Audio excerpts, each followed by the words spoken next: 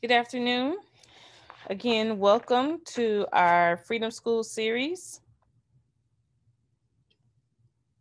Again, our series focuses on issues that impact the Atlanta community and the general Black community and the Black community in general. My name is Lakita Barnett Bailey, and I'm an associate professor in the Department of Africana Studies at Georgia State University. And today we are hosting Dr. Maurice Hobson, who is also an associate professor in the Department of Africana Studies at Georgia State University. To start off, again, we would like to thank Auburn Avenue Research Library for collaborating with us on this Freedom School series. This is our last program for the semester, but we will kick off again in the spring with our first lecture focusing on the topic of defunding and abolishing the police. So it's apropos today that we are actually discussing the Red Dog Police in Atlanta, and we will continue next semester by this national desire to defund or abolish the police and learning about what exactly those terms mean. But again, I have the distinct pleasure of introducing Dr. Maurice Hopson, who is a historian, social scientist, Africana Studies scholar, social justice champion, and producer. Dr. Hopson is an associate professor of Africana Studies and historian at Georgia State University. He earned a PhD degree in history, focusing in African American history and 20th century U.S. history from the University of Illinois at Urbana-Champaign. His research interests are grounded in the fields of African American history, 20th century history, comparative labor, African American studies, oral history and ethnography, urban and rural history, political economy, and popular culture studies. Dr. Hopson is the author of the award winning book titled The Legend of the Black Mecca Politics and Class and the Making of Modern Atlanta with the University of North Carolina Press. Dr. Hopson engages the social sciences and has created a new paradigm called the Black New South that explores the experiences of Black folk in the American South with national and international implications since World War II.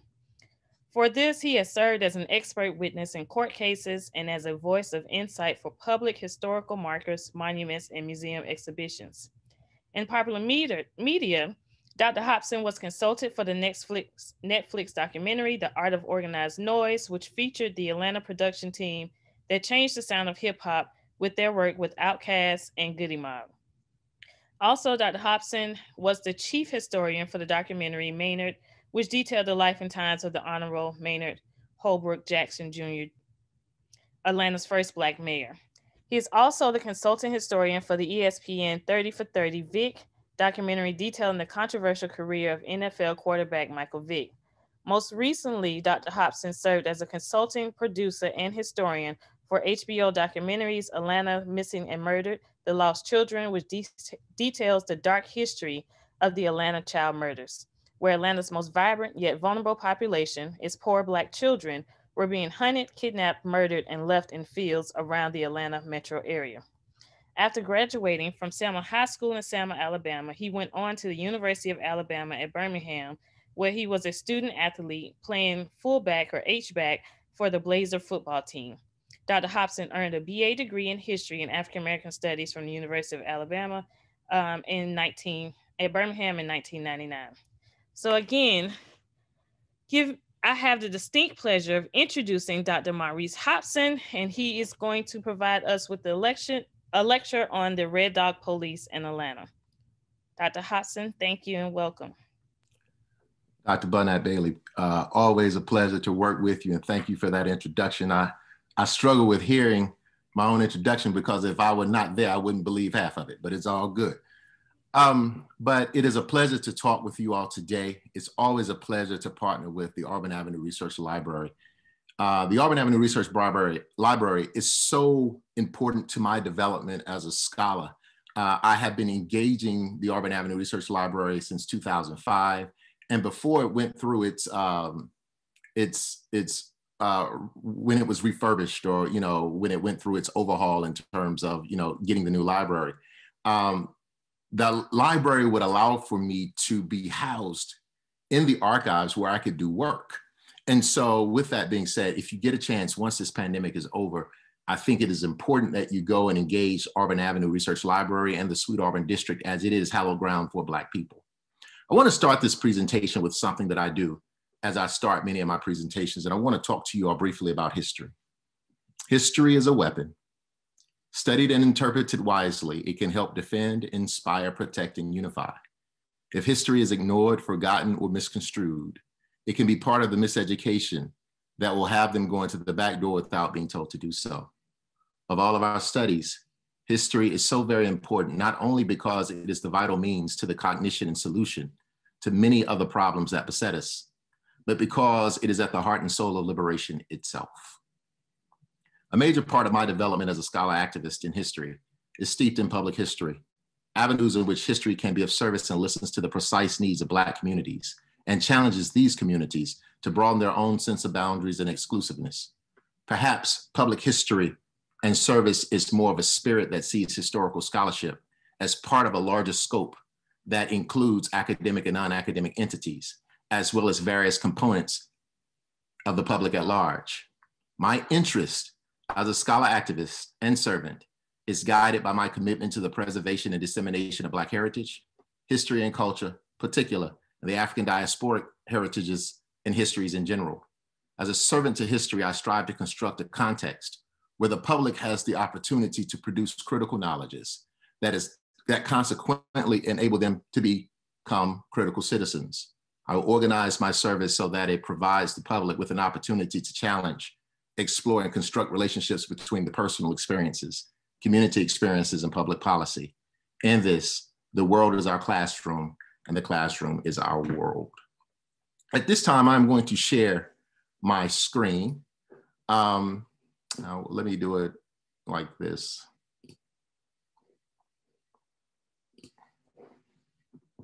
All right. As a matter of fact, let me come out of this.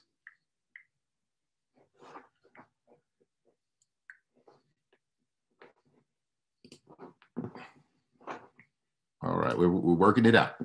Bear with me. And I want to do this from the presenter view.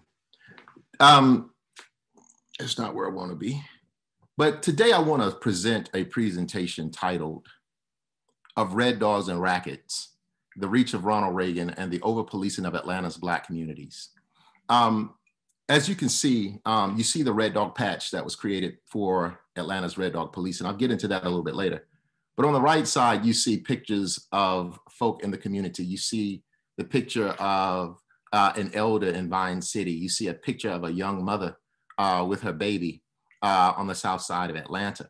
And I chose these because these were the people who were greatly impacted by the creation of the Red Dog Police and all of the issues that were taking place in Atlanta in 1980. Much of what I'm going to discuss today has been detailed in my own book titled "The Legend of the Black Mecca: Politics and Class in the Making of Modern Atlanta." Now, in terms of what we know about the Red Dogs, in 1995, Atlanta's own Goody Mob debuted an album titled Soul Food. And on this album is a track called Dirty South. What's interesting about Goody Mob is that they follow their label mates Outkast, who debuted in 1993, 1994. Of course, they were part of Organized Noise. But once Outkast and Goody Mob step on the scene, they are critical of the gentrification, the urban renewal, the neoliberalism that's taking place in Atlanta, in which I call the Olympification of a city. And what they do is they are also able to emerge as a rallying cry for the American South through one of their tracks titled Dirty South. So I want to play this video for you all very quickly. So I'm gonna stop share here, and I'm gonna bring up something else that's a better share. So bear with me. We hadn't had any technical issues yet, but you know, we know that things can happen. So this is how the Red Dogs were often brought into the lexicon across the American South.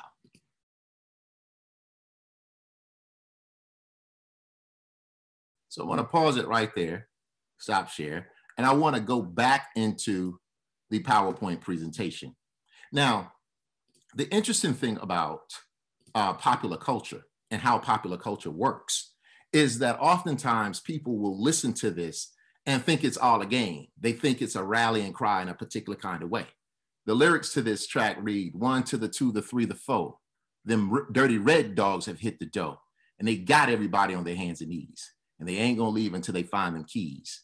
And I'm gonna break down what Cool Breeze is saying a little bit later about the Clampetts and who they are and whatnot. But in order for us to understand this full context of who the Red Dogs were, we have to understand Ronald Reagan. Now, what I've done here is I am presenting a picture of Ronald Reagan with a cowboy hat on.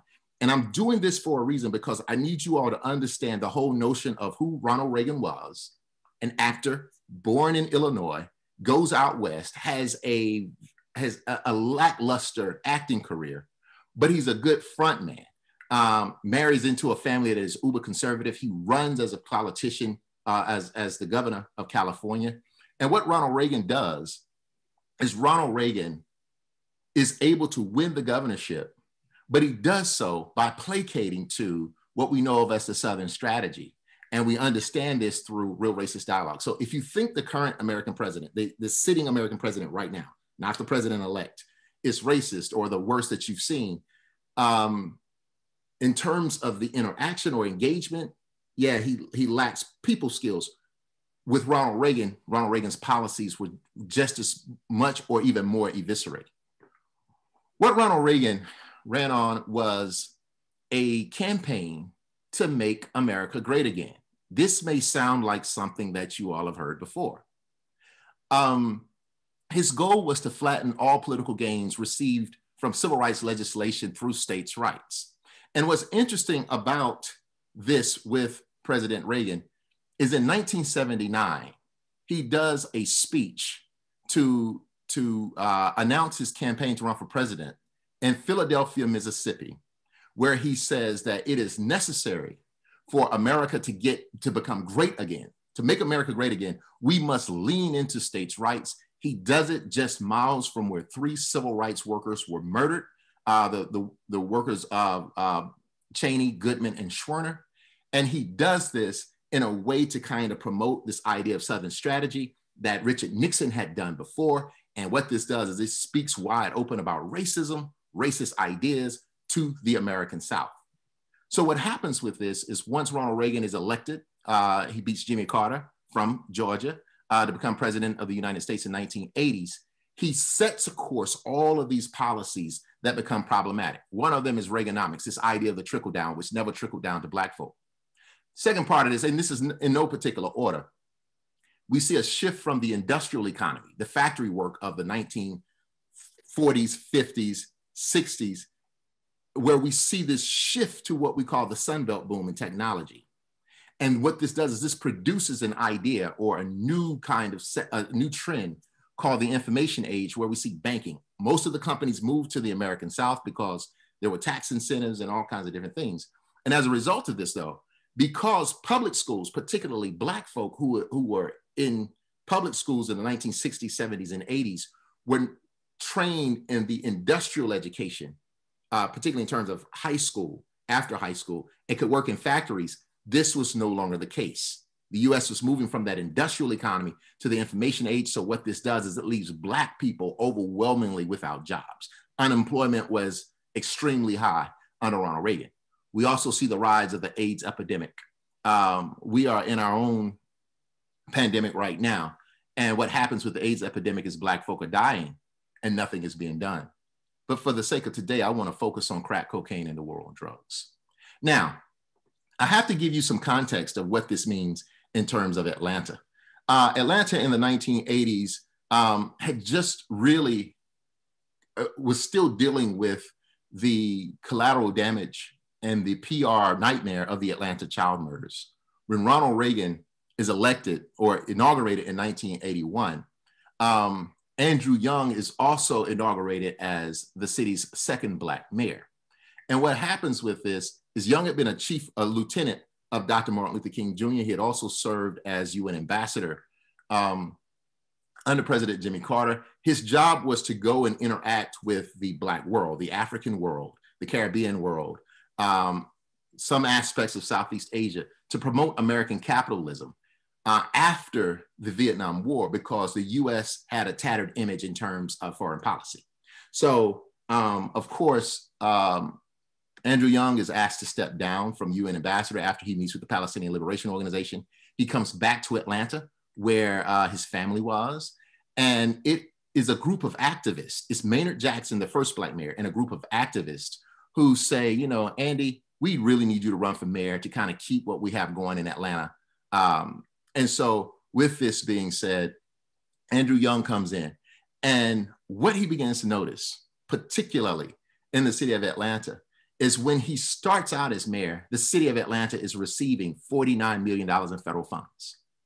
By the time his tenure is up, that dwindles down to $9 million in federal funds, which means that now Andrew Young has to go to the Black world to get them to invest in the city of Atlanta, which truly promotes Atlanta as the Black Mecca, particularly a global Black city, but it also brings Europe in to invest. Now, because of the issues on the ground, particularly in Atlanta, what Young was doing was perceived by the masses in Black Atlanta as him going around the world to court business, but doing very little for the poor, doing very little for the homeless, doing very little in terms of crack cocaine and the war that is ensuing. So what happens with this is when we talk about crack cocaine, it kicks off coming in California, coming into the ports of Miami, and it moves across the nation.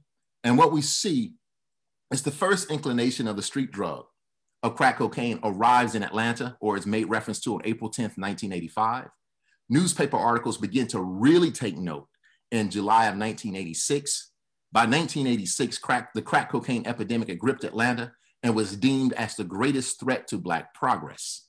This conversation around crack cocaine and Black people was one that is extremely touchy, because when you begin to discuss the conversation around crack cocaine, what it does is it puts Black culture under a microscope in an unfavorable light. What I'm saying to you all is that the discussion around crack cocaine is also a discussion around interracial class politics within the Black community. Oftentimes we see crack cocaine as being an urban issue, but no one has really discussed at full length what crack cocaine did to poor Black communities across the American South. I mean, it decimated them. And so as a result of this, because crack cocaine becomes such an issue, Atlanta becomes fertile ground for a turf war. What we have is the imposition of a group of drug dealers, a drug cartel called the Miami Boys, which comprises of the Haitian Zopound. It comprises of the Jamaican posses who had come into Atlanta to take over the drug game, whereas Atlanta already had a spirited group of hustlers. Because Atlanta had a spirited group of hustlers who were not going to go away lightly, you begin to see a turf war that takes place. And as a result of this, one of the things, and I just want to give you all this reference. When I was creating this project, I could have named it the Battle of the Bullet, because one of the things about crack cocaine and the way in which it impacted the body is we began to see where what they call sidewater bullets, which are flathead bullets, were not able to subdue someone who was high on crack cocaine. And so we see a push in terms of the police to push for hollow point bullets that were actually deemed as very as excessive use. So a hollow point bullet, when it hits your skin, it explodes. And of course, it could do real damage. What the community saw in this, particularly the Black Ministers Alliance in Atlanta and several other organizations, they say, if you're going to promote this kind of ammunition for the police, you're going to see retribution. Well, what we also saw at this point in time was an influx of guns. And much of this is for this reason that we see the establishment of the Red Dog Police. Now, I want to give you all a little bit of understanding about the Red Dog Police. There were some serious conversations taking place in the 1980s, particularly 1987, with what was to be done because crack cocaine had become a public safety issue. I will tell you all this. Crime was up astronomically in terms of what we know. And because of crack cocaine, we really see it take place on the west side, southwest, south side, and east side of the city, while you have the Atlanta hustlers in Atlanta, on the east side, you have Down by Law, which is the Glenwood area, Candler Road area. So you begin to see how this becomes a turf war. So what happens is, because crime had become such a problem, in 1987, crime in the 7 major categories of homicide, sexual assault, robbery, aggravated assault, burglary, larceny, and auto theft had increased by 18.4% than the previous 2 years. And so as a result to curtail, and much of this has to do with crack cocaine. As a result to curtail this, the Atlanta Public Safety Commissioner, George Napa, created the Red Dog Unit in April of 1988. This is just before the Democratic National Convention, and I'll get to that in just a second. But what's particular about this is that the Red Dogs were a group of 25 or 30 of the fittest and most able-bodied police officers.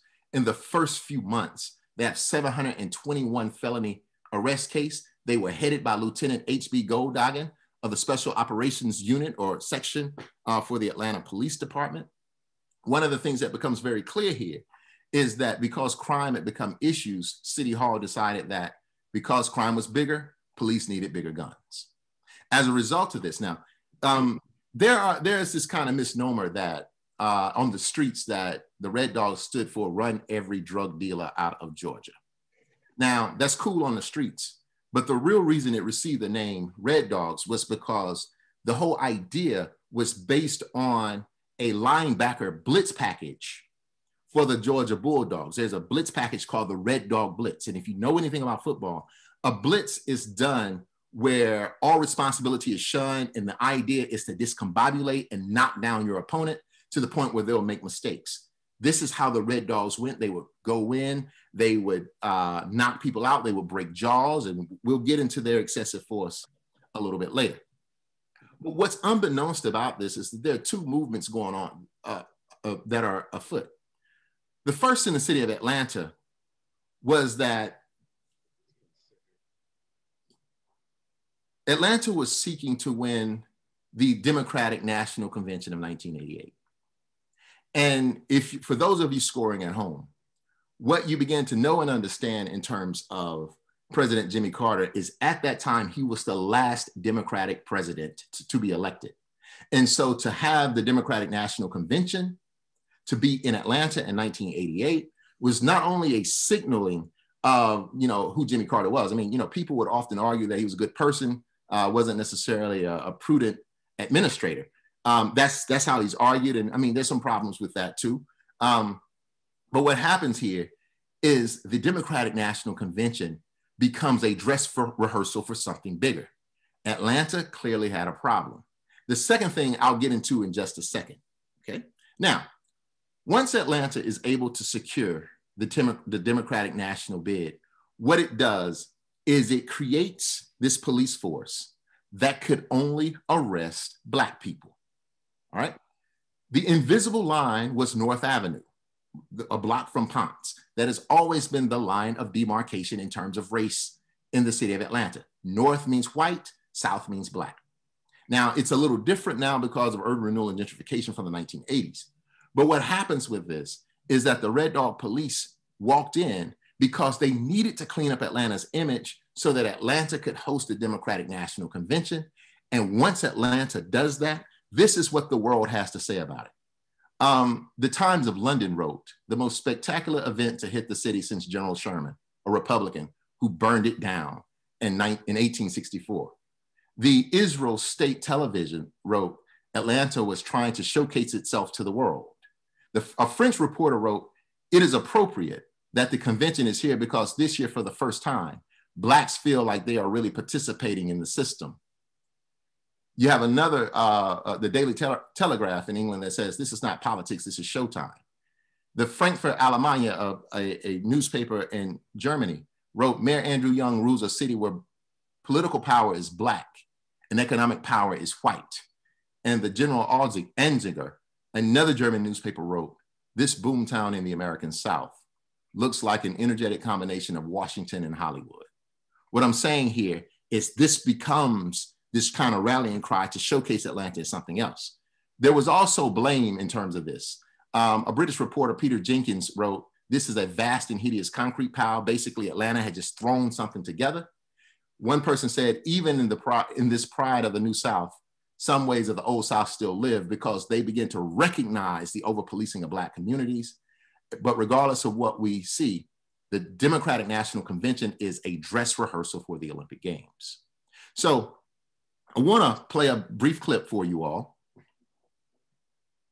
And just give it some time because I want you to pay attention to what you see. This is when Atlanta wins the bid for the Olympic Games.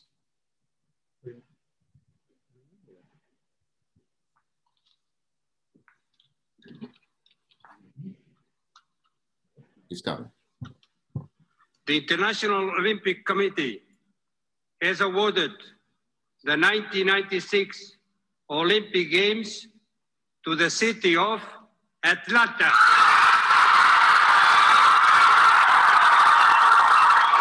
Pay attention.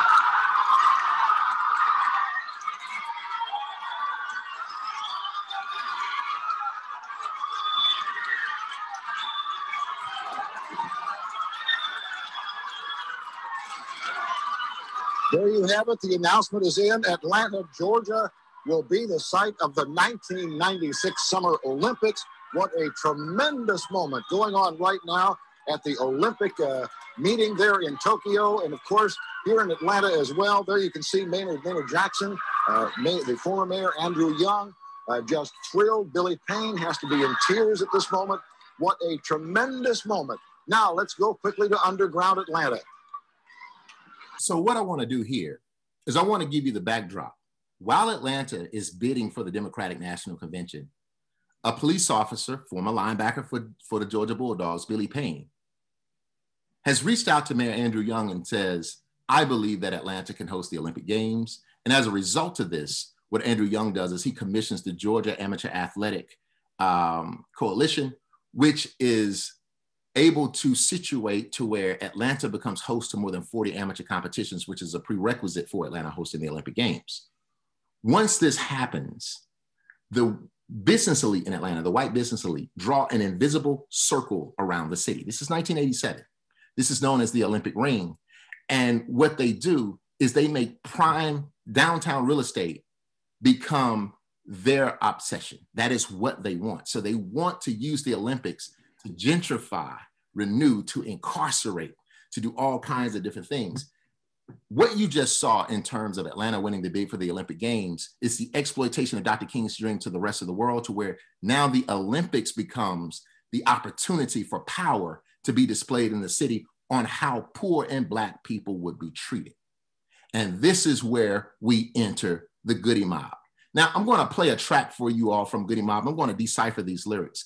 And I'm going to just really lay this out.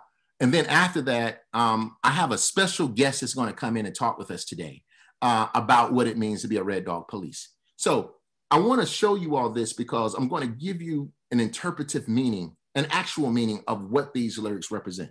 This is a track titled Thought Process by Goody Mob. You're going to hear Cameron Gibbs' voice speak.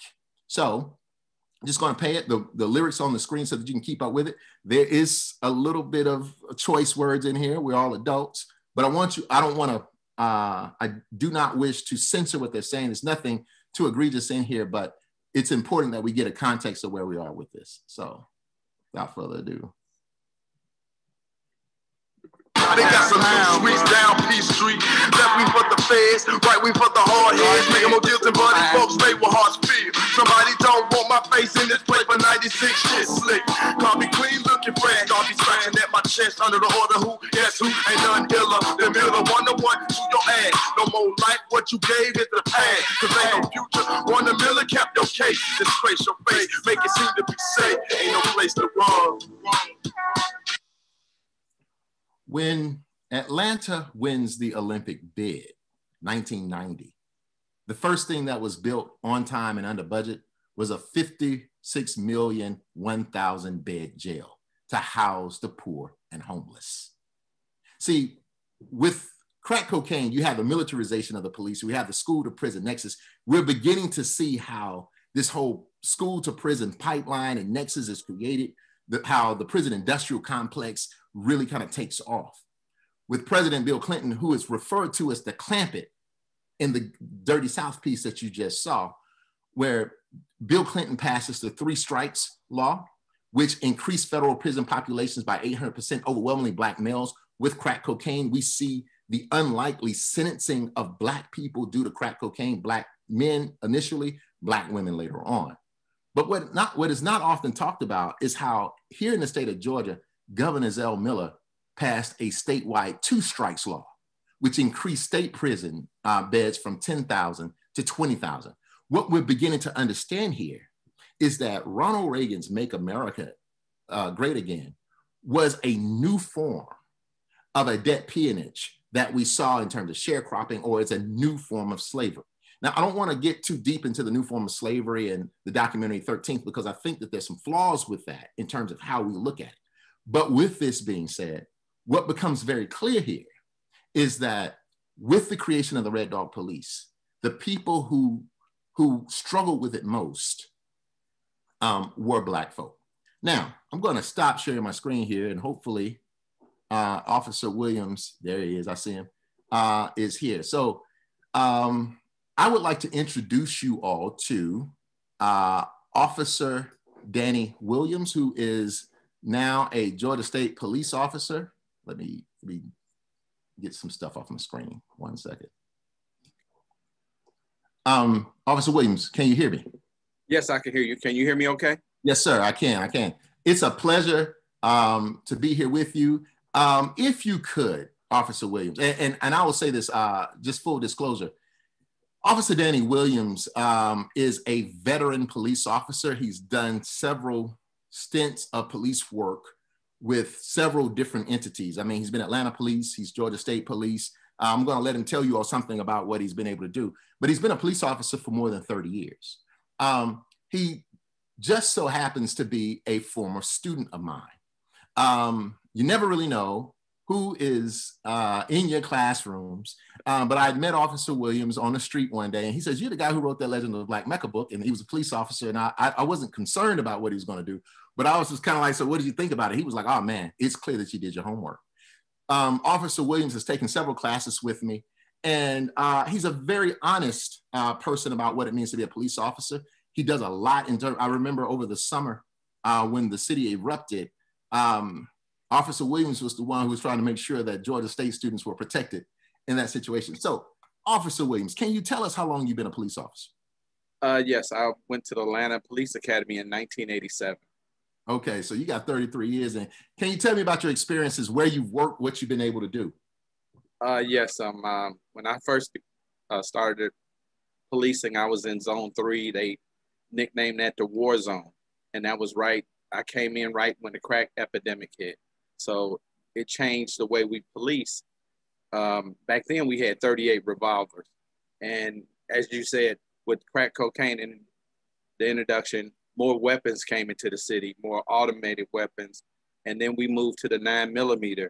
And as you said, as it moved on, the police felt like they were outgunned. And then we moved to the hollow point bullet because it had more knockdown power. Like Dr. Hopson said, when you dealt with somebody that was high off of crack cocaine, it seemed like they had superhuman powers. So, you know, we had to address that. After being on the street, I became an administrative officer.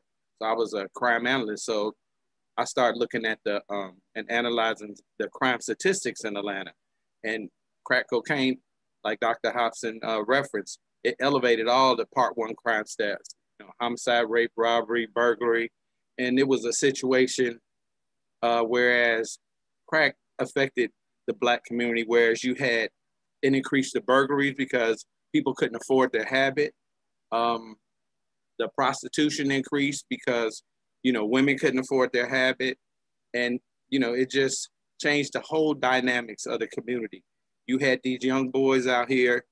The drug dealers figured out if they got young people to sell crack cocaine, you couldn't put them in jail as easy as you could an adult. So all of a sudden you've seen all these young kids out here on the street corners selling drugs. And also, if you sell drugs, you have to have weapons on you. So it was turf wars over, you know, street corners, over streets. And then the introduction of the Miami boys, when they flooded into Atlanta, they moved into the projects. It was a war between the guys from Atlanta and the Miami boys, and the Miami boys was more well equipped with weapons and money, so they took over. And the way they took over, you know, they committed murder. They killed these guys who were running the drug trades in Carver Homes, Capitol Homes, Bowen Homes. From there, I got promoted to supervisor, and I was stationed out at Bankhead Courts. I mean, Bankhead, you know, where I met T.I. when he was younger. You know, he was in Bankhead, and Bankhead got to the point where it was so dangerous out there. The mailman said he wouldn't deliver the mail. So, you know, we were having these kind of problems, whereas the white people from Cobb County would come down into Bankhead to purchase drugs. They would get robbed, murdered, carjacked. So the epidemic, it went on for years. Gotcha. Let me ask you this. What discrepancies did you see? I mean, I know that you are, I know you're a compassionate person. I know that you are, you know, serious about police work, but you're one who will take the time to listen. What discrepancies did you see in terms of police versus in the community that you kind of question, you know, whether or not you were on the right side of the law, being a police? It was catch-22 because, you know, the young people that I interacted with on my beat, you know, I would let them get in my police car, you know, these teenagers, play with my sirens, and we developed a relationship. And then another thing I would do is in the community, like when the ice cream truck would come around, I would buy everybody something, parents, teenagers, children. And I guess that's how I gained their loyalty. So, you know, some of my favorite young people, they would get caught up in crack cocaine, and I would see them, you know, get arrested, or like you said, when we created Red Dog, at first it was sign up for it, and before it became a stabilized unit, our tactics were you would meet with Lieutenant Goldhagen and Sergeant Pitts, all these officers that volunteered. We wore our bulletproof vests different because it was so dangerous. You wore it on the outside of your uniform. Say maybe we was going to Gilbert Gardens. We would have a plan. We would move in with, say, maybe 40 officers and surround the whole, like make a circle around all the drug dealing going on. Most of the time, they would use the playgrounds. So you got a lot of calls from the parents calling into the police department complaining, saying their children couldn't play on the playgrounds because the drug dealers had taken it over. And like you said, in Red Dog, we would just rush them all at the same time. We would have a helicopter up ahead with a spotlight, and we did this at night. You know, we used to cover of darkness. So, you know, just seeing the increase in black male arrests when you had to go to court after you make an arrest, like you said, in the holding cell, you would see all these young black faces, and that would hurt me. You know, that because, you know, I knew some of those kids growing up, and they were decent people, but the money was, people didn't realize how addictive it was. So the money was moving really fast. You could talk to somebody and they would say, I tried crack cocaine, and the next thing I know, I was at the ATM withdrawing my whole paycheck. You know, so it was very lucrative, but on the other hand, it was very, you know, it was very dangerous. And the sad part about it is, you know, how it affected the community. So let me ask you this. So it's in the research that I've done on Atlanta, there's a shift between informal economies where you have to look at it to before crack cocaine and after crack cocaine. And so what I'm saying is that before crack cocaine, I mean, you had bootleggers, you had number runners, you had pimps, you had all of that stuff. And it was violent, but crack cocaine was absolutely violent.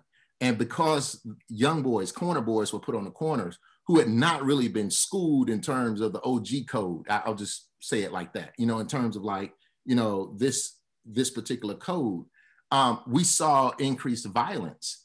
But one of the things that we're able to uncover is how the increased violence also takes place against the old hustlers in Atlanta. I mean, you know, the bootleggers and number runners. Yeah. And so with that being said, I want to ask you this because we're going to open it up for questions. We want to give people enough time to really kind of ask us both questions. The issue of Katherine Johnson when the Red Dogs were disbanded, can you discuss that with us? I mean, we know the story, but as a police officer seeing that, having to engage some of these officers and knowing that they had totally crossed the line, how did that make you feel? What did you see with that? When they created the unit where they put Chief Bell, Eldrin Bell in charge, I know Lieutenant Whitehead was over there. They had a selection process, and this guy named Sergeant Denson, they let him come up with the ideology of how these units would work. 4-person units in the car. One officer was given a shotgun. He was to have that shotgun at all times. So they were ready to, get into a firefight. But like you said, you get 4 guys together, working together every night, and then they start getting carried away. I'm not going to say any names, but, I can recall an officer sticking a sock in one of the arrestees' mouth while he was handcuffed. He got disciplined for that, but you could see how, the officers in these particular units were getting out of control, where it became, it wasn't a joke to them, but, just the sarcasm and the, you might have an officer who's just too overly aggressive in that group. So, when they took those young men from Morehouse College and made them pull down their pants in public, and searched them sort of like a body cavity search, that's when the Red Dog unit really got in trouble and they disbanded it, because, they were going too far then, as far as treating a citizen like he was a drug dealer, humiliating them like that in public. And so, the word that I got, that those guys that, that was a very aggressive unit, and, they humiliated them young men in public. I did an interview, some interviews with Red Dog Police and the Legend of the Black Mecca, and one of the officers talked about the delusionment of not being able to arrest white people. That troubled him, and he just quit. He went into a whole different unit. But this past summer, tensions boiled to a feverish pitch, and protest erupted here in Atlanta as a result of Breonna Taylor, Ahmaud Arbery, George Floyd, Rayshard Brooks here in Atlanta, South Side. And, of course, the mayor and folks got on TV and said, this is Atlanta, we don't do that here. But and the truth of the matter is, yeah, you do that here. But would you be willing to say that the tensions that have been created, I mean, Atlanta's always had a police brutality problem. Maynard Jackson tried to clean it up. Andy Young tried to clean it up, even with his Citizens Task Force and the whole nine. But with the Red Dogs and the killing of Katherine Johnson, I mean, she was shot 37 or 39 times, 96-year-old woman, no knock warrant, and she ends up dying at the behest of the police. Yeah. Do you think that all of that, it put Black Atlanta and even Black folk to a point here in this city that say, enough is enough? So there's a long-standing tension here. Is that how you saw? And I know you were working the scenes that night. You were sharing text messages of what you were seeing. Yeah, as a police officer, I never wanted to work narcotics because, to me, it was just too many loose ends. Whereas, you got all this money, people leaving the room, drug dealers accusing the police like, I had more money than that. You looking at these officers like, can you really trust them? Or if you caught up in a situation where you know how much money is on the table and you leave out and you come back and thousands of dollars are missing, and you looking at these officers that you have to trust with your life, like, okay, where's this guy's money at? And as far as with Miss Johnson, they trusted an informant who really didn't like them, and he kind of set them up with some false information. When they realized the information was false, they tried to cover it up. And then once the cover up took place, and the informant, he advised, the administration, like, hey, they asked me to lie, and one lie just rolled into another one, And a good friend of mine who was a supervisor in narcotics, he wasn't there that night, and he ended up going to prison for 3 years behind that. So, that was that catch-22, whereas you might do something. I might not even see you do it. But if you get in trouble, because I was there, I'm also going to take the fall with you. Would you say that corruption in Atlanta police is widespread? I wouldn't say it's widespread, but you have people who's back then who signed up to be a police officer for different reasons. So like you say, the good police officers know the bad police officers. Mm-hmm. And I had a young lady once from Spelman approach me. She wanted to have a forum with some Black officers, whereas, she was wondering why you know, we didn't step up and tell the officers who were, you know, using deadly force against all these black males where, you know, you could notice a pattern. She said, you know, why won't y'all speak up? Why won't y'all, what kind of culture exists in the police department where you can't tell a dirty cop, you know, or identify that person? That's the catch-22 part. You know, you have to trust that person to save your life one day. So, you know, his conduct, you can't really regulate his conduct, but you see this same officer involved in all these shootings. I got you. So, well, at this time, I want to open this up for questions from the attendees. And let me tell you what this is. What I've done today is more of a high-level overview over the kind of conversation. Now, we can get into the mud. I mean, we could talk about McDaniel Glen housing project. We can talk about the Carver homes. We can talk about Perry homes, the killing of Eddie Kirkland and Eddie Callahan, which erupted in absolute oh my God, turmoil here in the city. I mean, like, it's so interesting that Atlanta is always presented as, you know, the city, oh, we get along and it's so great. But like, all you got to do is really just do a real history of the city. I mean, just, it doesn't have to be anything glaring. So I want to open this up and you can ask both Officer Williams and myself questions about this, and we'll go forward. All right, thank you, Dr. Hopson and Mr. Williams. If you have questions, please put them in the Q&A or in the chat, and I will be sure to state those questions. But kind of to start us off, I have a couple of questions for you both. But again, first I want to say fascinating talk. Thank you to both for providing this knowledge on the Red Dog Police Force. Again, I would like to thank Auburn Avenue for their collaboration with the Department of Africana Studies, as well as Africana Studies for their creation of this series. But my first question is, and you kind of discussed it a little bit, but what's the relationship between this history of the Red Dog Police Force and the current conversations about police brutality and police murders nationally? And that's for both of you. I'll take a stab at it first. I mean, you know,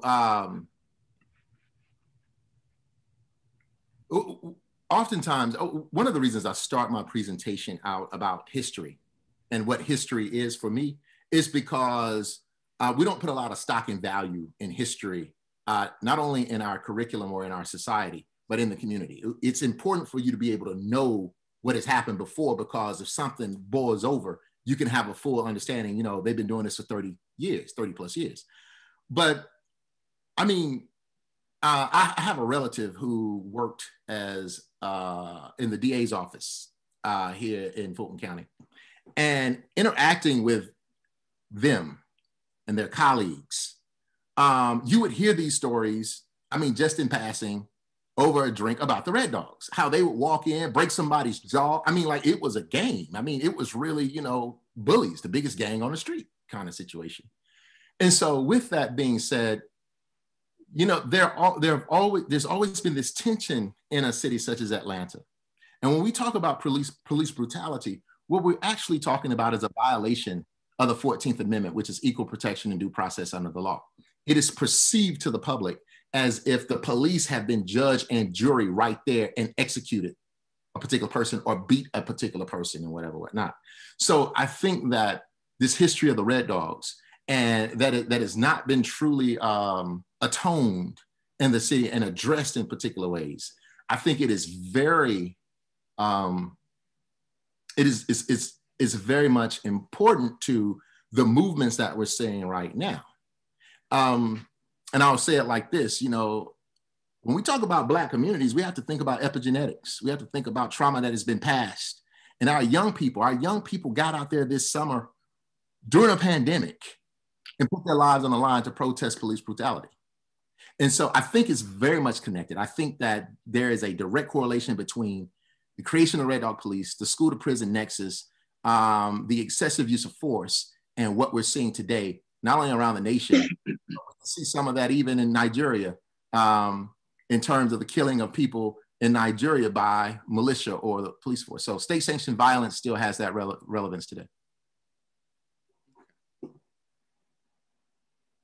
My response to that question is, like what I mentioned earlier, you have certain types of police officers.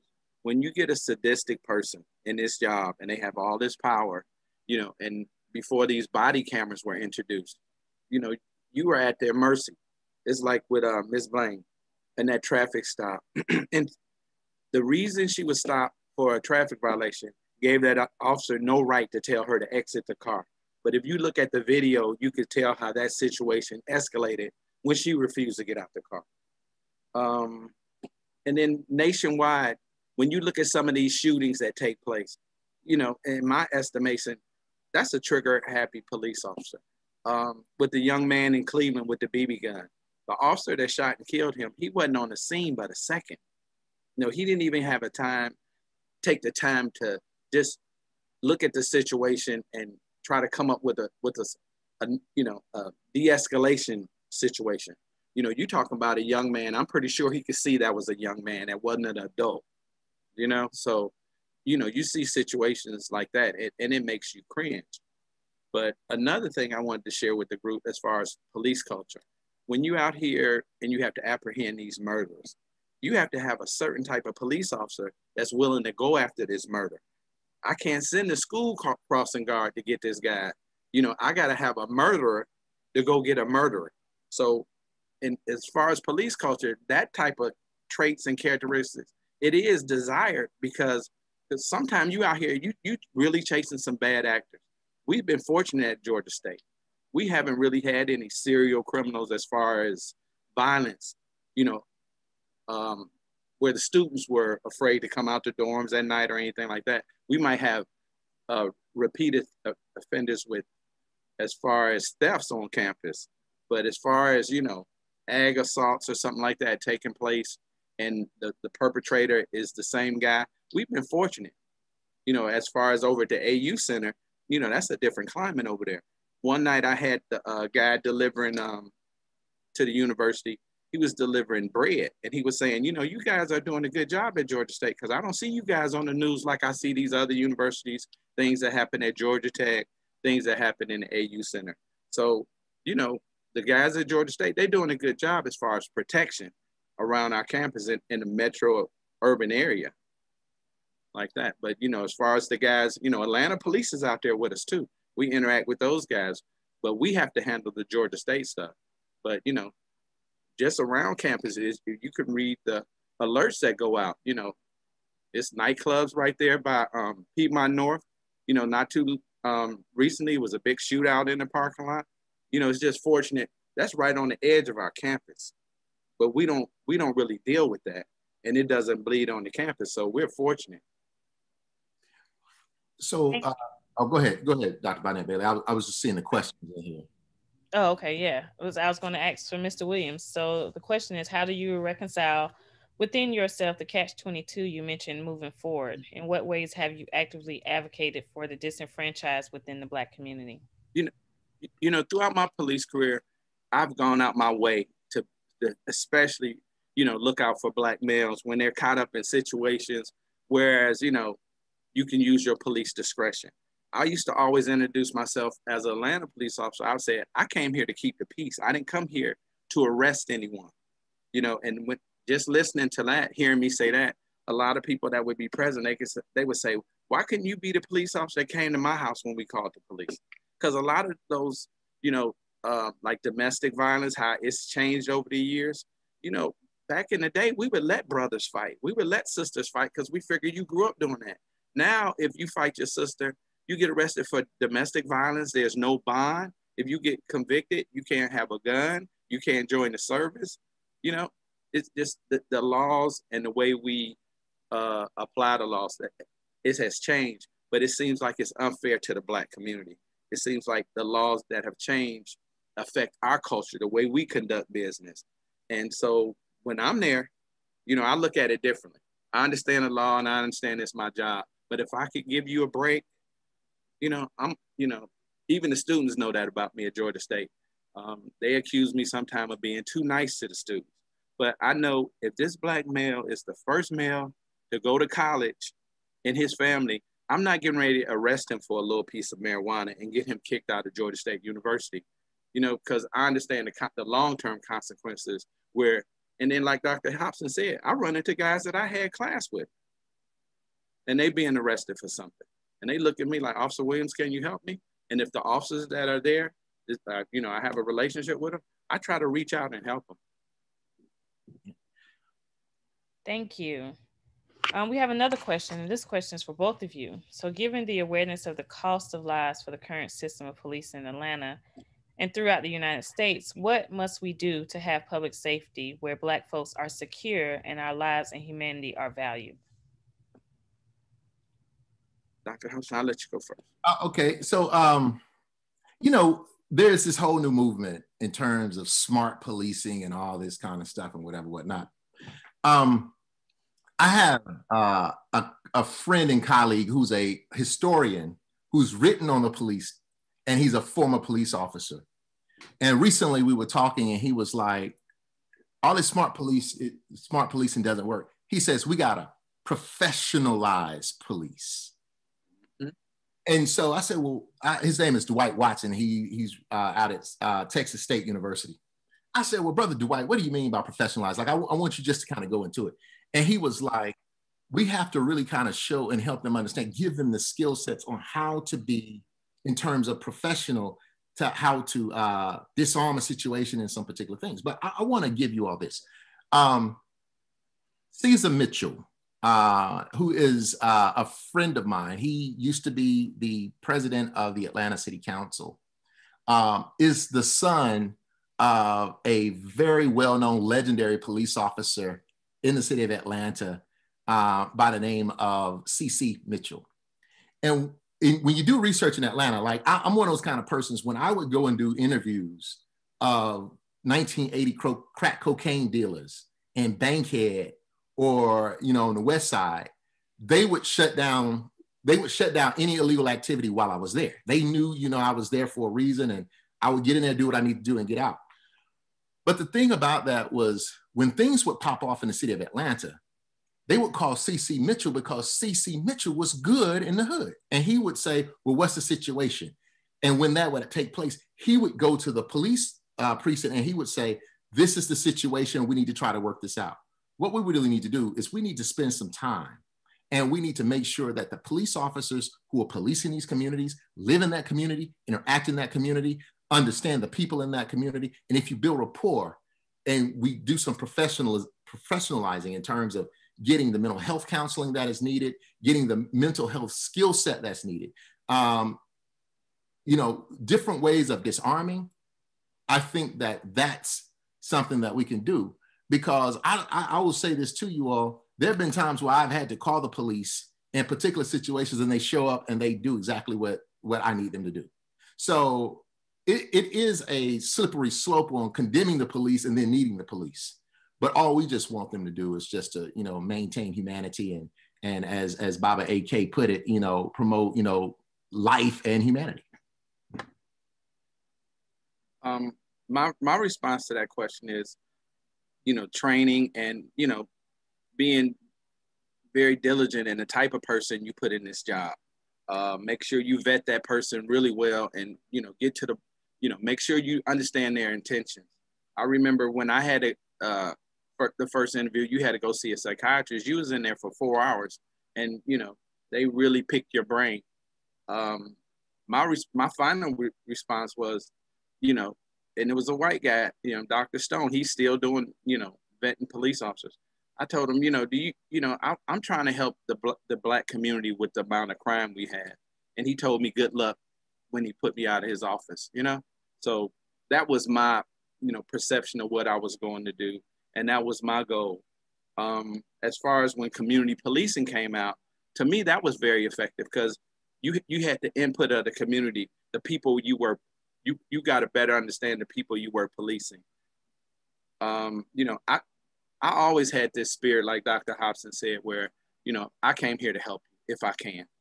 You know, I didn't come, you know, to, you know, get in a shootout. It disturbs me when I read articles where, you know, another city, the police approached a Black male because he had jaywalked, and then 4 minutes later, they said he tried to take his gun and they shoot him to death. That really disturbs me when I read that kind of information. You never know if that information is accurate, but just what it printed, you know, what you read in the print, it's just disturbing that that type of culture exists, you know, in policing in America.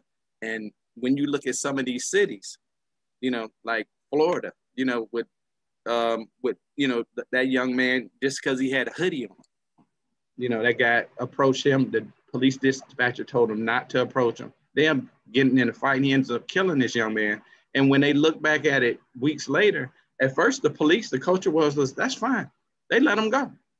You know, they took his story for, you know, to be truth. And, you know, it just really, to me, that's what really set it off. Because, you know, I read once a historical article where I think it was, I can't recall his name, but he was saying in society, you can't let them kill our children. You know, we in trouble when we allow anyone to kill our Black children, you know, and try to justify it with the law. So, you know, that part about this job really disturbs me. Thank you. In the beginning of the lecture, I believe I am correct in that Dr. Hopson quoted Carter G. Woodson, and I'm paraphrasing here. I'm paraphrasing him where he was basically saying you don't have to teach them to go through the back door, that they'll create a door for themselves. And what that quote is about is indoctrination. So, Mr. Williams, the question for you is, can you speak of police indoctrination, especially this idea of the blue wall that we've been discussing and hearing about lately with some of these discussions of police violence? So the silence of the blue wall. So basically, can you detail the type of socialization that occurs within the police force in order to, and you kind of spoke about it some, but in order to get police aligned with each other and to not actually tell on other police officers or reprimand them for some of the things that they've done in some situations? Yeah, I have to apologize. I just lost my sound for a second. So if you could repeat the question, because I didn't hear your question till the end of it. Okay, I was asking, can you talk about the silence of the blue wall that we've been hearing about within the police force? Okay, so if you're in a situation whereas you get outnumbered and you may because with that three strike law and stuff like that, some of those guys, you would walk in the house and they'd tell you, I can't go back there.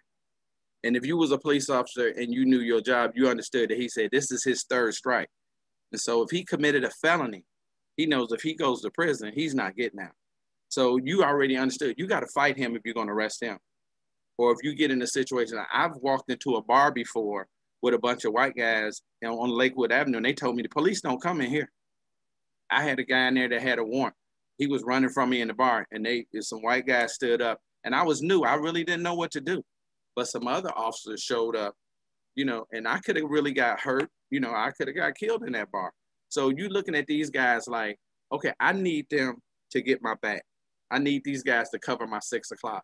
So if you see them do something that is beyond policy and procedure, you're kind of apprehensive to go back and report them. When I first started, I did end up reporting some guys for doing something that was illegal, but they were, it was a warrant, and the guy wouldn't open the door, and the officer went and got a construction brick and threw it through the door, and he was the supervisor, and he told us to go get that guy and arrest him. And I'm looking at that like, I reported that to someone who was a commissioner over the police department, but some other officers that had been there for a long time, they explained to say, Danny, if you want to be out here on the street with us and you do things like that, nobody's going to have your back. So I've seen officers need help and call for help, and no other officer went to assist them just because of their attitude. So that's another part of the catch-22. If me and you out here in the street and we searching for a burglar at night and you go around the corner and all of a sudden the burglar ambushes you and you scream help for me, if we got a relationship, I'm gonna come around there and risk my life to save you. But if we got a relationship that's really bad, you can't stand me, I might take my time getting to you. And you realizing that, like, okay, where's Danny at? What's taking him so long? I'm taking my time on purpose. And it makes it even more so dangerous from you. So that's where that thin blue line comes from, where you saying you can't go back and rat out everything. But with internal affairs, they will bring you in there and they will read you your rights, where you have to, like what he said with Miss Johnson, with that bad warrant. You know, those officers, you know, it was a guy named Junior. He ended up telling on everybody. Like I told you, a friend of mine who was a supervisor, he wasn't even at work that night. He ended up going to prison for 3 years, and he's one of the nicest guys you ever want to meet in your life. But they had violated procedure. You know, the informant set them up. They thought Miss Johnson, because of the traffic at her house, was selling dope. The informant told her that he went up there and did a hand-to-hand buy from Miss Johnson. He lied. And you see that went bad, and that every last one of those officers ended up going to prison behind that. And Miss Johnson lost her life. Yeah. Thank you. This next question is for Dr. Hopson. I know you are a fan of the HBO series The Wire. What can that series teach us about policing and the war on drugs, or the drug war? Only one person could ask me a question like that. Why? Dr. Umoja, my relationship with Akinyele Umoja is actually around The Wire. I was a graduate student, and we were just building at a conference one time over The Wire. But what that show teaches you about policing is, it on one level, it does show aspects in terms of the humanity in policing. So there are different kind of police officers in this show. I mean, you got McNulty, who is a sociopath and willing to do any kind of thing. You got Bunk, who has his own set of issues, but Bunk was always good in the hood. You got my man Clark Allen, Lester Freeman. And I mean, you know, these are police officers who were kind of really caught up, particularly in terms of when they kind of created the fake serial killer so that they could get more funding and all kinds of things. But then on the flip side of it, I mean, you know, The Wire was about tapping, it was about invading privacy and whatnot. So it shows the complicated nature of being a police officer, but it also shows how police, black and white, racecraft. So you have a police officer who does not see themselves as being racist. And in most aspects of their life, they don't engage racism or what they believe is racism in any kind of way. But now you're in a police uniform, and you're out in a community that you don't know. The community is overwhelmingly black. You hear that there's been some kind of conversation around some kind of criminal activity. And what you begin to do is you take that stereotype that has been put out there, that racist stereotype of a black man with a hoodie, or, you know, a black woman who you deem is working the streets at night or whatever. You take that racist, sexist image and you make a decision that you can rectify this, that you have the power to rectify that situation for the greater good. When you commit the crime, you think you've done something great and you've saved society, when the truth of the matter is you've been a racist. And so that's one of the things, that The Wire teaches you. But it also teaches you, like the Officer Bunny, who had relationships with the community, and how he goes and he talks to Wee-Bey about Naaman, about the possibility of Naaman being able to do some bigger things. So I would go on record and say that The Wire is probably one of the most influential TV shows that discuss contemporary Black life, particularly in terms of policy, in terms of education, in terms of employment, and all kinds of things, and how we understand the police. Thank you. These next two questions are both for Mr. Williams. So the first question is, what is your take on defunding the police, that campaign? And the second question is, Ms. Bailey asks, she states that she's curious as to how the events of the summer have impacted the dynamics within your workplace and your peers. So kind of describing the social unrest that occurred this summer and how that has impacted your workplace and the relationship with your peers, or your peers in general. Can you repeat the first part of the question again? You said about... The first question was, what are your views on defunding the police? Okay. At the campaign? Okay. As far as defunding the police, to me, when you look at a city budget and it's overwhelmingly going to the police department, to me, that's over policing. You know, I never agree with all this military hardware. If you look at that movie, Straight Outta Compton, when they go into that house with that military vehicle, to me, that's over policing, because you could take a ram, handheld ram, and hit that door and knock it down, or you could take a record truck and connect that wire up to the door and pull it off. So as far as if you look at a community and they're spending their city budget and the majority is going to the police officer, and you look at the population and it doesn't match, I can give you an example. Forest Park. If you drive through Forest Park, the police gonna stop you. And I've seen them put too many black males, because I was at a police department out there for a little while, on the ground for no reason, even guys that worked at the state market. And it was a common thing. I had to pay a bill out there. The police would stop me every time, and they would see me in uniform and just knock on my car and tell me, you can go. And I was just wondering how they got away with that. You know, to me, that's in policing, you call that fishing, where you stop every car that comes down the street for no reason. You have no justification, and you're looking for a crime. And, you know, that's part of the sad part about how some of these communities are policing. It's a little community in Stone Mountain, just a little small 1 mile police department. They have more traffic stops than anybody in the whole state. To me, that police department needs to be defunded, because they're violating their use of authority. That's Pine Lake. You're talking about Pine Lake. Pine Lake sure is. There's a new documentary on them. I had the pleasure of working with CBS to kind of discuss the over policing, because it's a white gentrified town on this little lake. It's a town of 1,000 people. A little bitty. Yeah, it is a mile long, but it's funded by black and brown people that they pull over. And which means to me, I don't need to go to Pine Lake. And now I understand why I got stopped in Forest Park 3 times. Yeah. You know. And Pine Lake is right next to me, so yes. Yeah. Oh, so you know. Yes. You know that.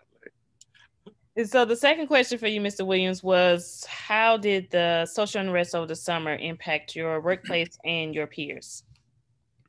As far as the unrest we experienced, we were fortunate, although they did get, you know, Adderhold and summer campus, the Rialto, on Adderhold, on the other side, all those businesses, when the unrest took place, they looted and destroyed all those businesses. It put a lot of people on edge.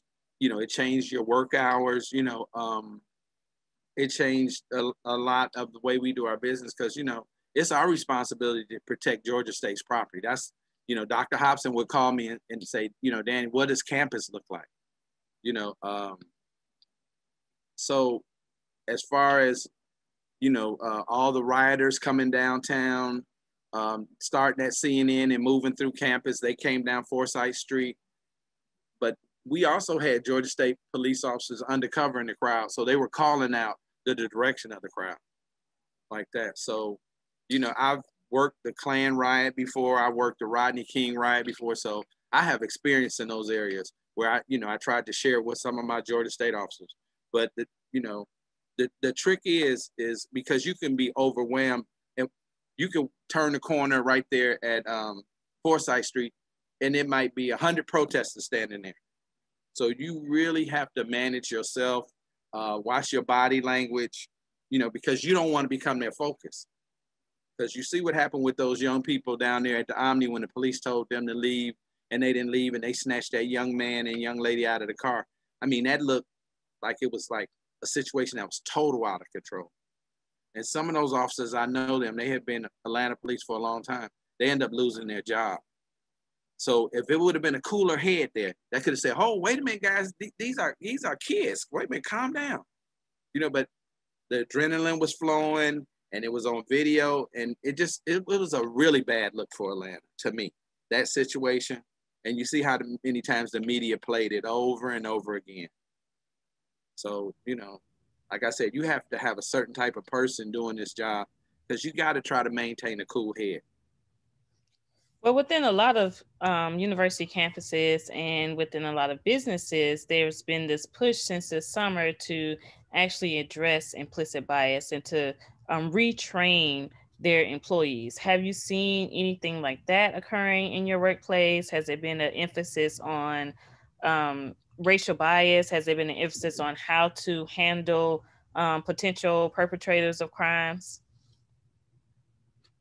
You know, I'm on the morning watch shift, so, you know, it's not the university, the only people I really deal with is if I have the residential part are the students. And of course, you know, the dorms are now at 25% population. They're not allowed to have any guests. So that changed the whole dynamics. With the COVID virus, a lot of the business were closed, but the Landmark Diner, you know, is right there at Adderhall, and it's 24 hours.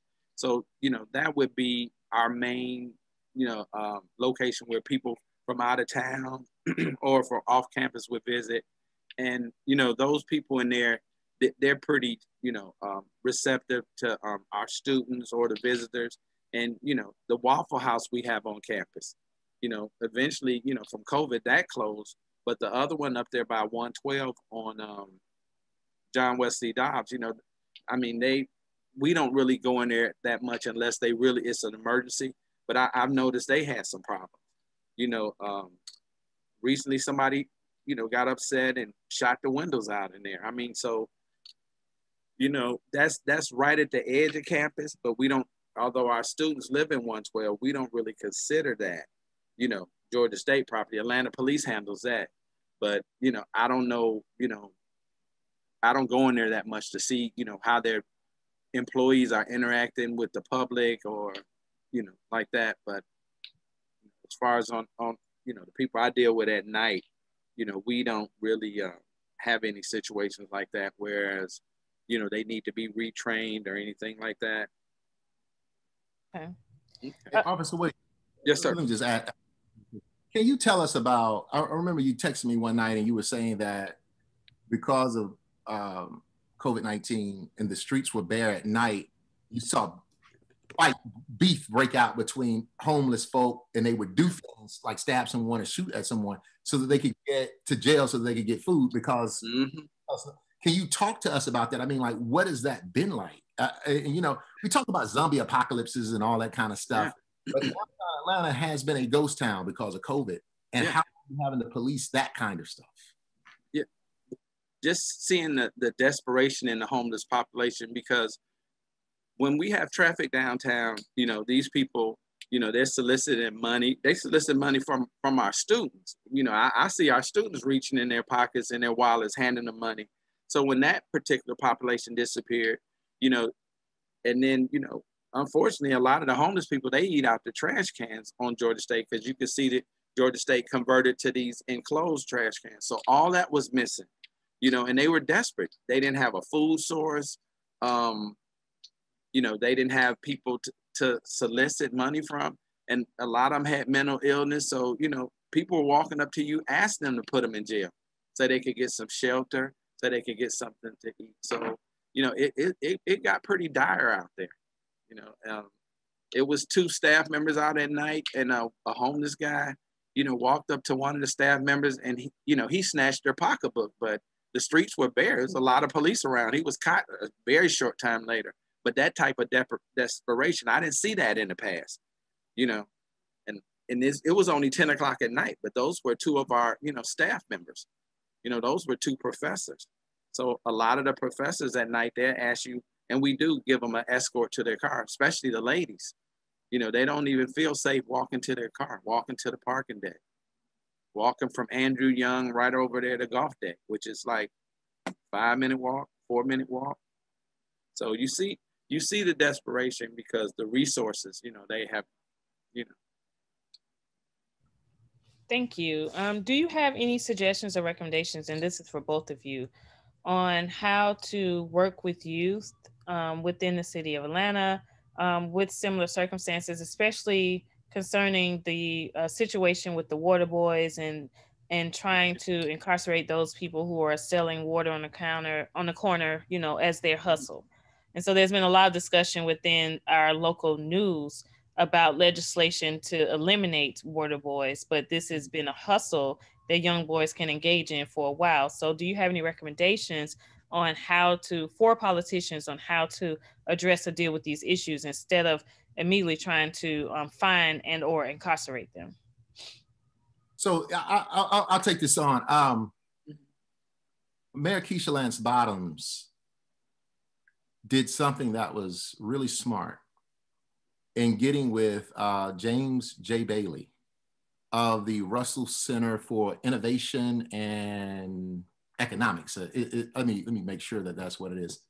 Innovation and Entrepreneurship, to partner with the city to provide a platform for the young men selling water. And oftentimes, the young men selling water is for a football team, or I mean, they just it's a legal way of just get money. You got water, you sell it, you buy it for $0.25, you sell it for $2, you make a little profit. I mean, it's capitalism 101. It's pretty simple. But there had been an issue, and I have been able to engage the Water Boys through some work that I've done with a program through Omega Psi Phi fraternity called the Black Rhinos, or the Black Male Initiative, to where not only do you engage the Water Boys, before COVID, of course, we would go play basketball with them. And the cool thing about it is there's some young people who are on the edge of kind of trying to make some real decisions in life. But when you play ball with them, and I'm in my mid-40s playing ball with them, and so I can't do it like I used to. But you see that they got like a pure jump shot. You see that, these are really cool young people with athletic skills and whatnot. It's just some circumstances. And so what I recommend is for, if you're involved with young people and want to look at some things, contact Jay Bailey at the Russell Center for Innovation and Entrepreneurship, who has a real platform. He is from Atlanta. He's from the East Side, really doing positive things within the community. And he's a good person. He's a really good person in terms of engaging young people and how we move. I see Dr. Moja asked if you still have game. He was wondering if you still had game, Dr. Hopson. I can't do like I used to, but I'm all right. Along those same lines, Dr. Capers asks, do you have any recommendations to political elite for balancing the interests of the community with the concerns of law enforcement? So balancing the support, the pay, the trust, political agendas over safety. And this is for both of you. So if anyone has any recommendations. I feel like it should be some type of platform, although with COVID, where you could zoom in. But, a lot of people don't know about the meetings that take place in certain communities where, the city is there, the city service is there, the police officers are there. And, these meetings, the city council is there, and you can address people in those meetings and they have to respond back to you in a timely manner. So we need something like that in every community where, you can invite some citizens, you can invite some police officers, you can invite some, city council people or people, from the city services where, it'd be an open forum where you could sit in there and, address the issues where, allow the police to, stand up there and talk to the people present and tell them like, okay, this is the problem that we're dealing with. And because, every community is unique. If you've seen the news lately out there in Buckhead, how they're breaking into, young men are going out there and they're breaking into several cars. And the reason they do that is because a lot of people keep guns in their cars. So that's a problem in the city of Atlanta. If you had access to a police radio, you could hear at night where they're saying, car was broken in, gun was taken, car was broken in. So these young men who are committing these crimes, they know that the majority of these cars downtown, if you go through them, it's a gun in there somewhere. So now you have a problem with all these guns on the street. So you got to worry about gun violence.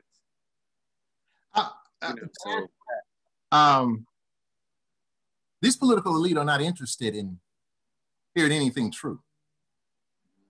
They're not, I'm not going to say all of them that way. They have bottom lines. They are interested in solvency. They're interested in PR. They're interested in, we don't do that here in Atlanta. And cover up.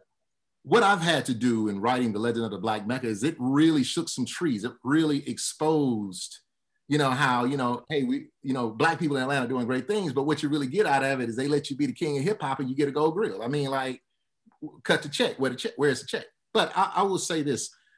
I'll leave you all with this. Goody Mob in 1998 dropped an album, Still Standing, and it opened with a piece called The Experience. And CeeLo Goody said, you don't want to hear the truth, want me to lie to you, make it sound fly to you. I have done my due diligence. I interact with what are the quote unquote the political elite. Some of them will be willing to listen, but what they don't like is the tone, you know, the actual truth that is kind of put out there. And I understand that someone who is an elected official, that we never really know what the full circumstances of the decisions that they're making. But at the end of the day, what we have to do is we have to put people over profit. And I will say this about Mayor Lansbottom and her administration. You know, there was a point in time where young people were really kind of railing against Mayor Lansbottom. But Mayor Lansbottom really did what she had to do in terms of trying to help people in Atlanta due to the pandemic, the mask mandate, and, you know, really having to get into a fight with the governor who was who was playing right into 45's hands, and then he sends a lawsuit and he has to rescind it. But at the end of the day, Mayor Lansbottom's in that regard put people over profits, put people over politics. And so with that being said, we try to engage the city. I mean, we're open to it. I believe that not only Georgia State University, but I believe that the Department of African American Studies in a city such as Atlanta is an absolute full-scale think tank to help this Black city administration think through the problems. We have excellent scholars in a Lakita Bonnet Bailey who can talk to you about, you know, civic engagement. We got, you know, Akinyele Umoja who can really give you a full understanding of what we call the long civil rights movement or the Black Power movement and what that really means. We have, Sarita Davis in the way in which she measures. We got Jonathan Gales and his groundbreaking work on gender and masculinity. We got Leah Bascom who does international work and really making a connective relationship between the African diaspora and what we're doing here in Atlanta. So we got the team, but we have to make sure that we use our powers to try to help our people. That connection. That's right. And that's part of the reason, I'll say this, that's part of the reason why when I talked to Dr. Bonnet Bailey about doing this presentation, I said, why don't we do it at noon instead of 7? Because 7 o'clock on a Friday, folks are going, you know, they may be at happy hour. I was like, but there are going to be people that will be here and we need to get this stuff out to the community. So I'm glad that we were able to convene this in this manner. Okay, we are approaching our time limit, but there are 2 questions in the chat that I want to make sure that we address. One has been reiterated from audience members. Specifically, I'm looking for a response from Mr. Williams on the relationship between the water boys. She says, do you have any lessons learned or recommendation for those working within these same areas and similar circumstances? Specifically, many of our boys are selling water to pay bills. We're familiar with other efforts, but these cannot be the only ones. We're interested in your perspective, Mr. Williams, on some other ways to address that. And then if you go to the Q&A, since we're short on time, I'm not going to ask you read the entire thing, but there is someone that has a specific question about types of resources for what they believe is a civil rights violation or a violation of the police in a recent traffic stop they were involved in. And so if you go to the Q&A, Mr. Williams, which you should have access to, you can type an answer there or you can answer live. Yeah, as far as that traffic stop, if you feel like, you know, you're dealing with a corrupt police department, the FBI investigates the police department. So like Pine Lake, you know, making all those unnecessary traffic stops, you know, accumulating all that wealth from just a little small department with a 1 mile radius, you could contact the FBI and the GBI and they'll do an investigation. I spoke recently to a GBI agent. He was telling me about a particular police department that's under investigation. So, you know, there is a redress out there. You know, there is an agency that will investigate, you know, your complaint. You know, when you feel like, you know, you have no other option, like, you know, how am I going to call the police on the police? You call the FBI on the police.